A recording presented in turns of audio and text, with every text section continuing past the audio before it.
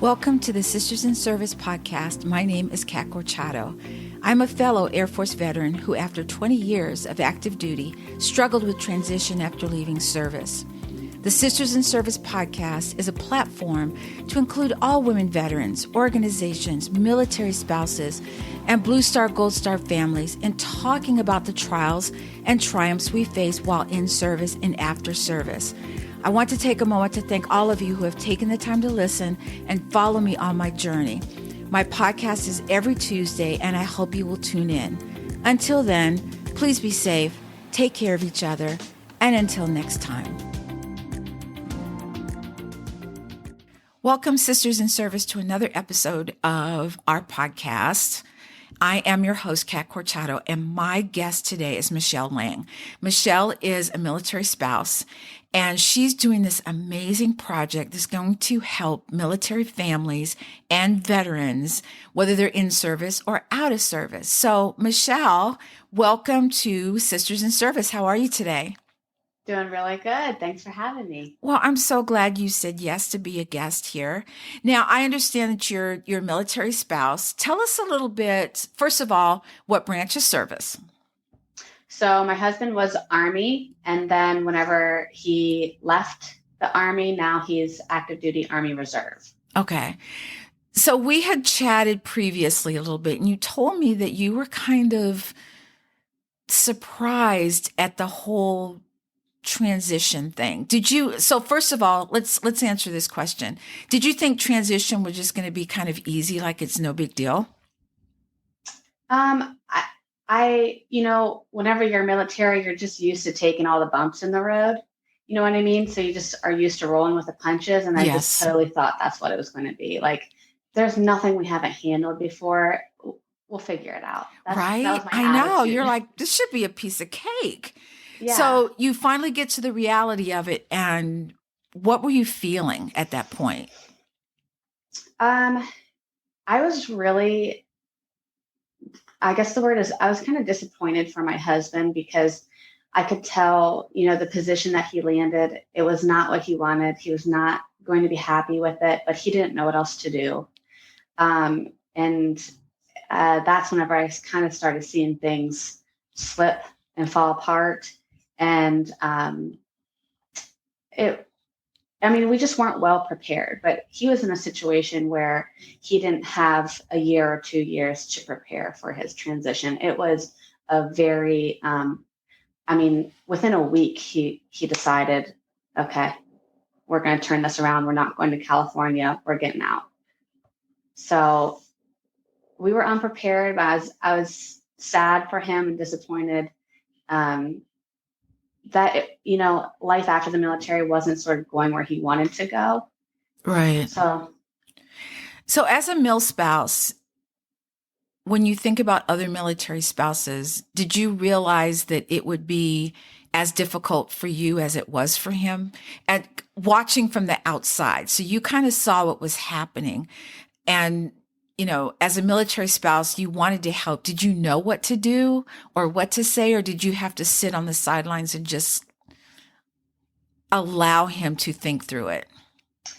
So I kind of took the role in, job searching for him and reaching out to my contacts, getting him in touch with people, heads of companies to get his resume out there, things like that. So I tried to help with that aspect of it, help with some like civilian things that he might not, because I was in the business world for a while, before I stopped working. But I tried to help in that way. But it's kind of one of those things where you really don't know until you go through it. So like he needed to go through it and learn those ropes, and he needed to learn how to network.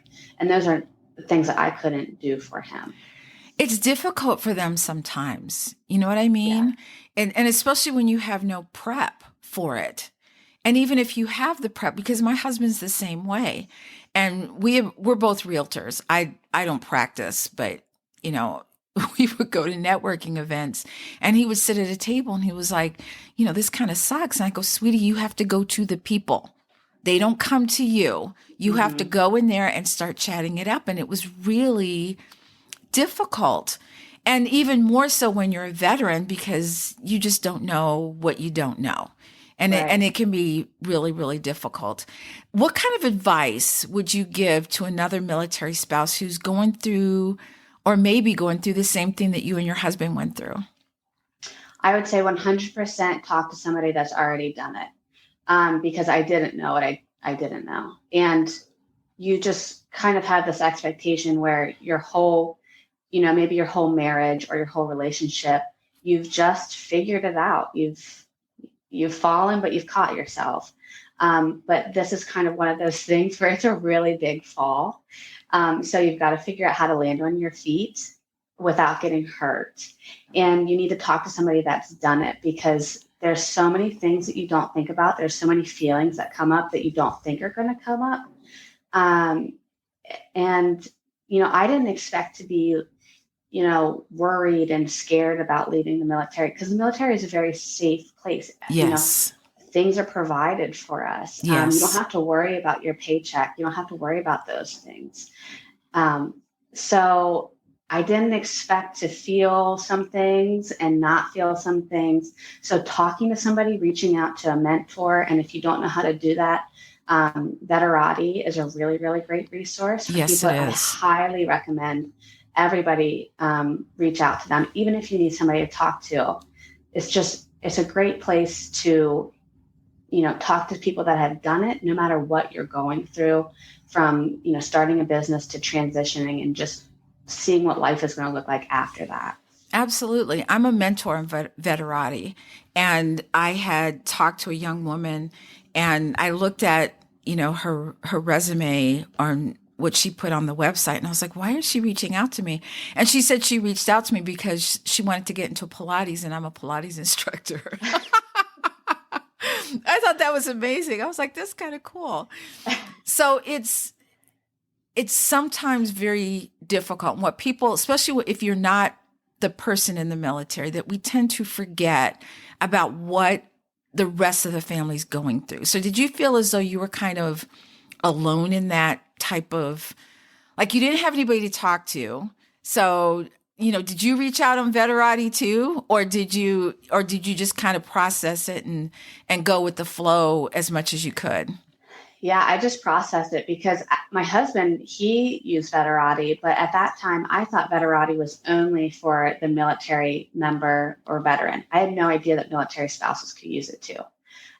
So I didn't even think about that. And I wasn't thinking about me at all.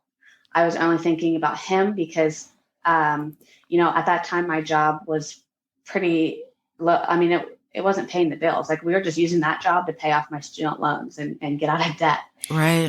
So that wasn't going to pay a mortgage or a rent. So I was solely focused on him. And then, those pieces falling into place, so that way I could figure out the rest. Because, you kind of have certain roles in your relationship, and he can count on me to fulfill my roles, and I can count on him to fulfill his roles. Mm-hmm. So, but one kind of has to sometimes wait for the other. So you're in limbo a little bit, and that's where I start to get impatient. Right. Like, come on now. let's Yeah. let's just, get out of this. And it's difficult. Like you said, it's not until you find your feet on the ground, because all of the veterans go through that. But what I didn't realize, or I was late to realize, is that military spouses are going through it at the same time, but it's harder for them because they can't really say anything. You know what I mean? You can't, you kind of sit back and you're waiting, and you want to help. Sometimes you know what to do, like you knew what to do, but sometimes you don't.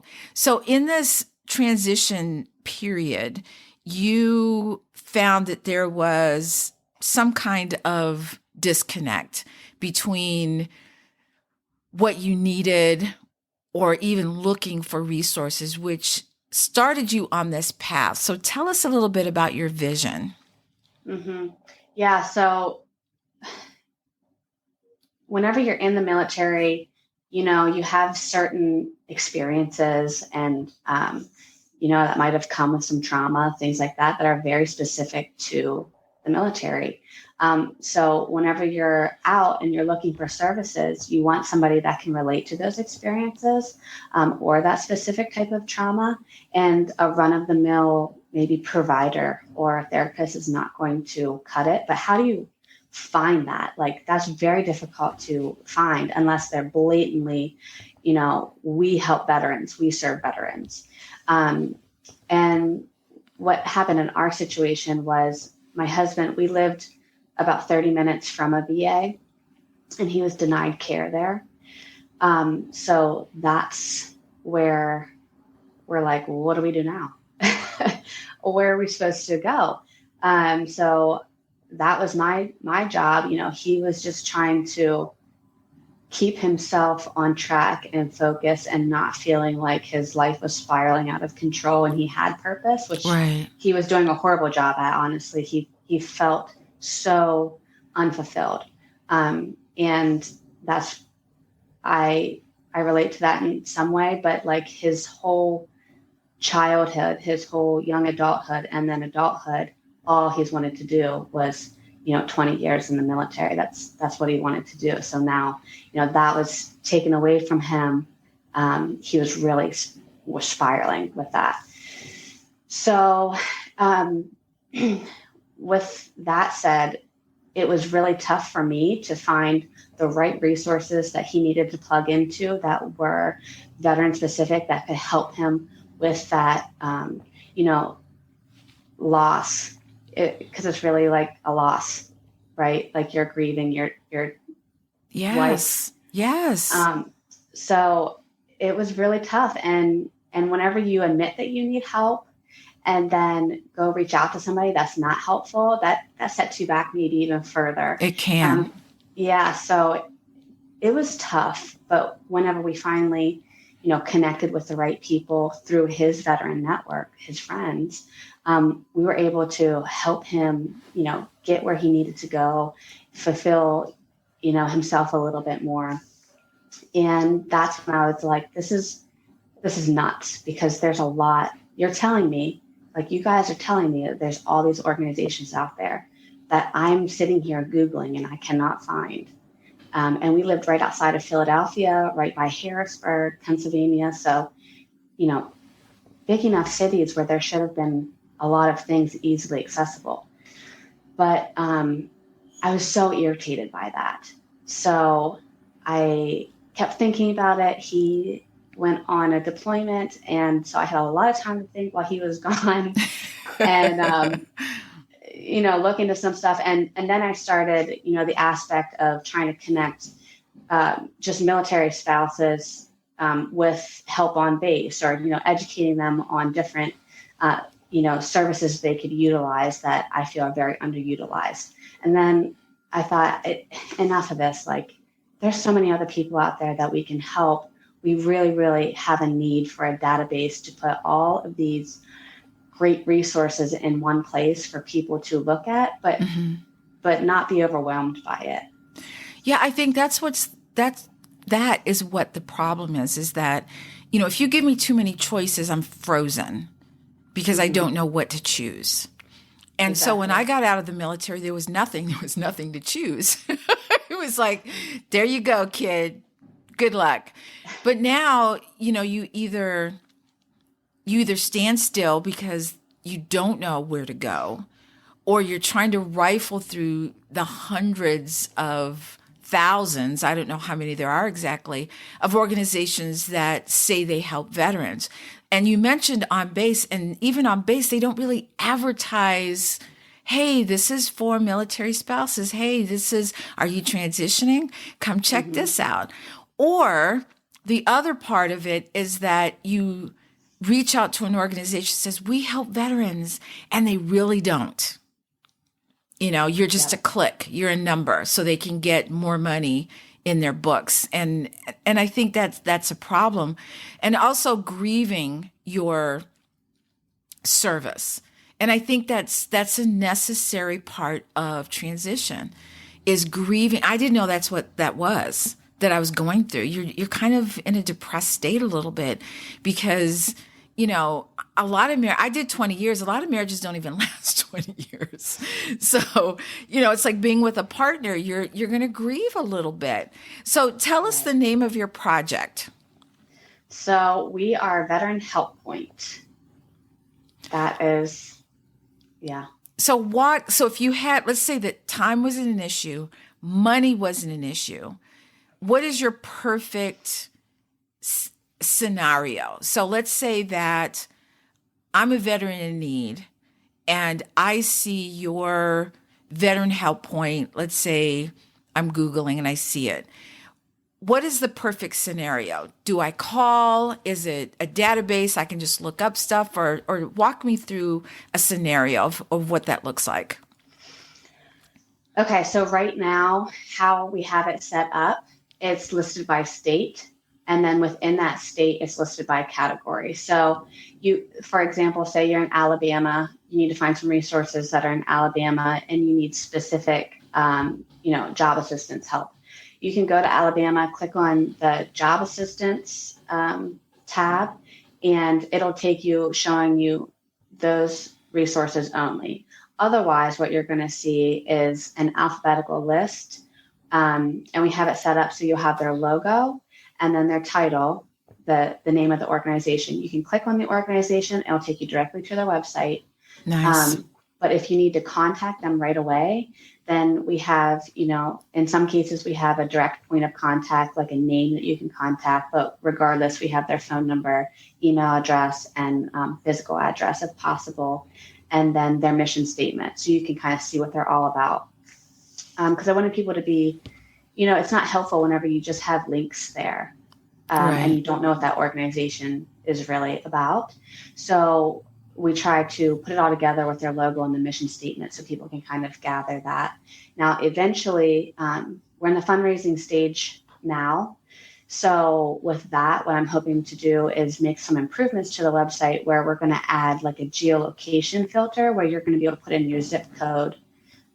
Because, whenever we were at Fort Benning, a lot of people lived in Alabama, but they use services in Georgia. So I don't want people to exclude themselves from, a list of services that they might be able to access just because they're only looking at Alabama.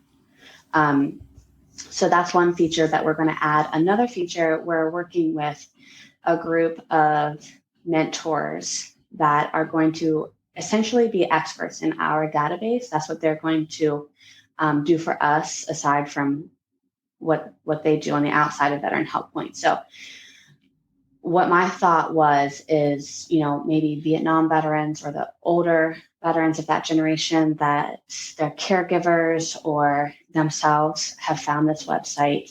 They don't want to read through the list. They fumble with, some technology. Right. To be able to click on that mentor, tell them what you're going through, what your needs are, and then they're going to know, okay, well, you're in this area. Here's the 3 or 4 resources that I think would best fit you. Let's reach out to them and figure out where we need to go from there. So it's a little bit more, we're not doing case management, but it is a way to help facilitate people to get to the resources that they need as easy as possible. Are you going to have any resources? Let's say I'm looking for a women veteran organization. Are you going to have resources like that? Or maybe someone who says, I want to see what kind of resources are available in my area because I need a service dog. Are you going to have services like that also? So I have service dogs listed under our holistic therapy, but we have 10 categories of help right now. So it's going to be primary care, mental health, physical therapy, holistic therapy, job assistance, financial aid and literacy, housing, fitness, legal, and benefits. Mm-hmm. So those are the 10 that we're focusing on. And then eventually what we're going to do is sort of, further niche it down to where it's going to be, military spouse, military child, caregiver resources. Right now, we're just trying to get it up and get it functioning in a way that's practical. Right. So one step at a time, but that is on my mind and on my list. What's the biggest part of this project for you? What's the big hairy monster, so to speak? Yeah, well, it's just an overwhelming task, right? Like it's there. I mean, as of right now, the last statistic I saw, there's about 45,000 nonprofits that help veterans. That's That's a veteran lot. nonprofits only. Yes, that's not including all the resources that I have that, I have a lot of mental health therapists in there that they don't serve just veterans, but they may be a veteran or they have experience with PTSD, things like that. So it's just a ton of resources to go through. So that's why right now I've kind of put a pause on searching for these resources. We're working on fundraising because we've figured out another way that we can kind of speed this up with less manpower and less man hours because it's just not. I mean, it's going to take forever for me to do it by myself. And one of my goals is to be able to create this business so I can hire other military spouses and give them meaningful work because that's Right. something that I really, really struggled with. So how are you vetting these organizations? What kind of vetting process is there? Sometimes, like, if it's somebody that has used that organization, or it depends how they come to us. Like if I find it myself, I typically reach out to them or send them an email, maybe just call them. I want to make sure that they are responsive, that their website is functioning. Um, Basically, the people can get a hold of them and somebody's going to respond to them. And then part of that process is that we need to make sure that they stay in business. So you have to continuously vet them. And you kind of have to make sure, they have their business in order too. You don't want to, I mean, they're going to go out of business if eventually they're going to get caught doing something they shouldn't be doing. Right. So you You you can't do want to cover make all the sure. bases. You can look at, you can talk to people and, it sounds perfect and everything looks perfect. And you think this will be a good addition. And, sometimes stuff happens and you have no responsibility for that because Mhm. you checked the boxes that you thought you needed to check for that. So if someone is listening to this and they have a great organization that they think should be a part of your veteran help point, how would they be able to give you that suggestion?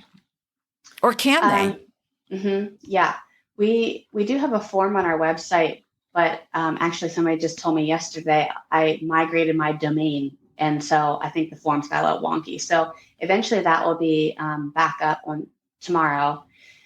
Otherwise, you can email me at michelle@veteranhelppoint.com, or I'm very accessible on my Veteran Help Point social medias, Facebook and Instagram. So any of those forms work. So once you get this up and running, where do you see it? How do you see it veering off into other things like, maybe doing a podcast, maybe doing, a live something or other, or where do you see this going? Because it sounds like it's going to be bigger than just a resource. You know what I mean? Yeah, yeah. I mean, my vision is to be the premier database for veterans and their families. So we want to be the place where you can come, one stop shop, figure it out, feel safe, and like a breath of fresh air. But right now, what I'm trying to do is kind of, I would say one of the bigger obstacles I have is to kind of educate the people that are not affiliated with the military that this is an issue. Yes. Um, because so often I hear people say like, "Oh, it's great. It's really great to be in the military. You get everything for free. Like you get it Oh yeah, you all." get free food, free I'm clothes, just free like, housing. I'm like, yeah, okay. yeah, all right, yeah.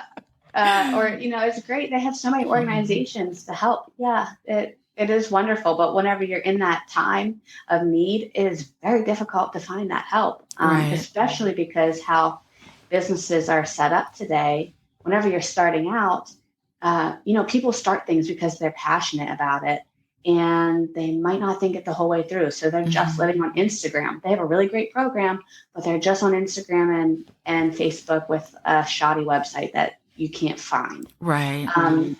So that's why it's hard to find these resources. So I'm trying to educate people with Instagram lives. I usually do them on Thursdays, and I just work with a resource and talk to the audience about what that resource is doing to try and, bring awareness that there are some issues with disconnection, and this is what all we're offering, because I really like it to be a holistic picture.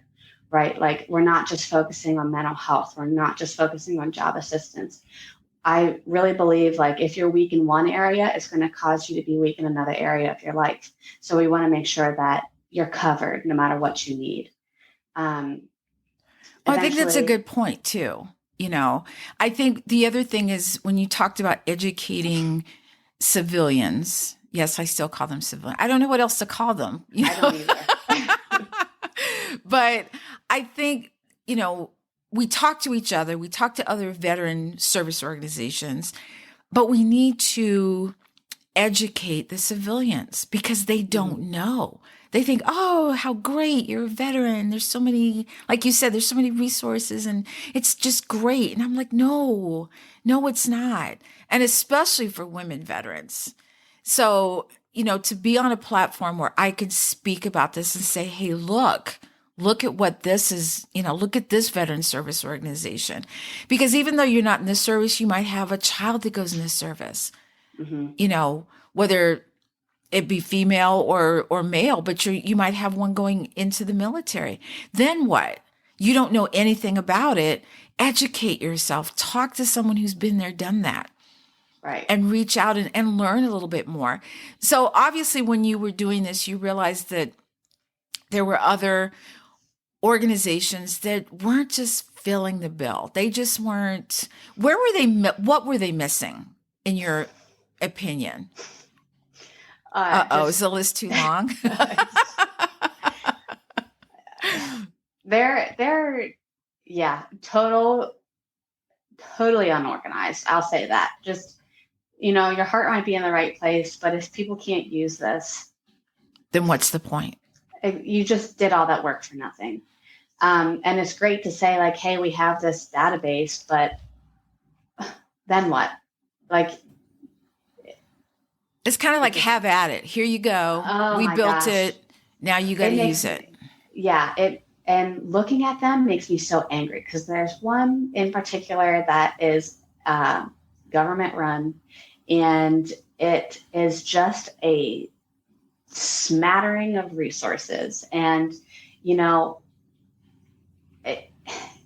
when I was going through it, first of all, a Google search did not bring that up. It was very difficult. I didn't even find out about this resource till after we were in it. When I would find, like, okay, Military One Source is really good at doing some things really well. They also have a list of resources, but when I was there looking in it, and I'm like in a state of panic because my family is falling apart and it feels like my house is on fire, like, I don't want to click through links. I need you to tell me what I need to know right now, because I'm in a panic. Yes. So it just and who has time to do that, by the way? Gosh, exactly. I mean, you don't have 30 million other things going on in your life, but so yeah, the biggest thing I see is just total not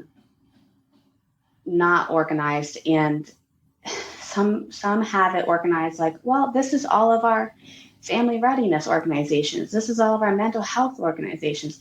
Okay, great. But I'm in California, and that one that I just clicked on is in Arizona. So that's not helpful. It doesn't help. Exactly.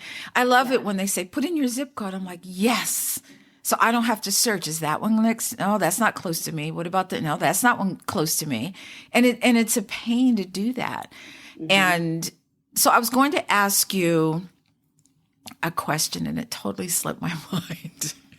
Oh, I know what I was going to ask you. So when you get this up and running, and it sounds like it's up and running, but when you fulfill that vision and you're looking for people to fill these positions to help you out? What are you looking for? Who are you looking for?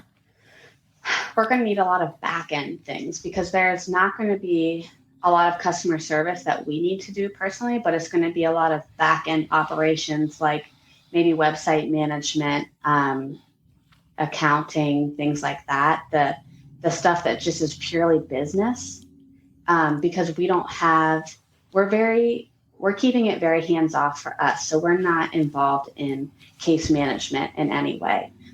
We're just the facilitator. So, but I always want to make sure that we are one step ahead of, the next trend or the next thing that's going to make somebody's life easier. I want to be very aware of marketing and trends, because this database does not work if people cannot use it and they cannot find it. And it's dormant, if they don't know that it exists. When I first did my podcast, and I was like so proud, I had it out there, it was ready to go. And they go, okay, well, how are you going to market it? And I was like, what? What? I don't need to, what are we talking about here? Yeah. So, you have to realize that that's all part of it, and being out there and letting people know so that it'll drive them, to the website where they'll take a look at it. And, that's always a good thing. So how can people find you? Well, we have a website, veteranhelppoint.com. And then we have Facebook and Instagram, both Veteran Help Point. So we're pretty easy to find. That's pretty easy. Like, okay. Try to keep it simple here. That's super simple. So, Michelle, this has been very enlightening, to know, because I came from a place where I didn't know, or maybe there were things out there, but no one told me about them. And I'm just figuring out all of these places that are out there now, but it's hard to know who helps and who doesn't. Right. And for those that I know help, I'm the one that's like, hey, you've got to go here. You've got to do this because this really works. This really helps a lot. So I just want to say thank you for being a guest on our show today. And, if anyone's out there who, you're one of those back end people, you know what to do, how to look. You're one of those people that look under the hood of a car and know exactly what's going on. That's not me. I wish I could say I could help you. I cannot, but I can put it out there for you. And, make sure that you contact Michelle and let her know, how you can help her with that. So any final words, Michelle, before we go? Yeah, I mean, all the help and support that we can get as we grow, that is very important, because like I said, this does not work without people, and it does not work without people. It works better with people volunteering, and it works much better when people are supporting. I put out a lot of, Instagram is kind of where I put out the most content. So just sharing and getting the word out there that we exist. Because there are a lot of places that are starting to do this, but on a state level or on a local level, which is great. And we're just trying to bring the whole thing together. So the more awareness and support we can get until we're, up and at it full speed, the better. Yeah, don't be like me when I used to just like and heart stuff. You want to like it and you want to share it. And because then those people share it to those people that they know, and all of a sudden, Veteran Help Point is a household name. People just know so much about it. So thank you so much, Michelle. For all my listeners, thank you so much for listening in. Please stay safe. Take care of each other. Until next time, and it's never too late to start your impossible.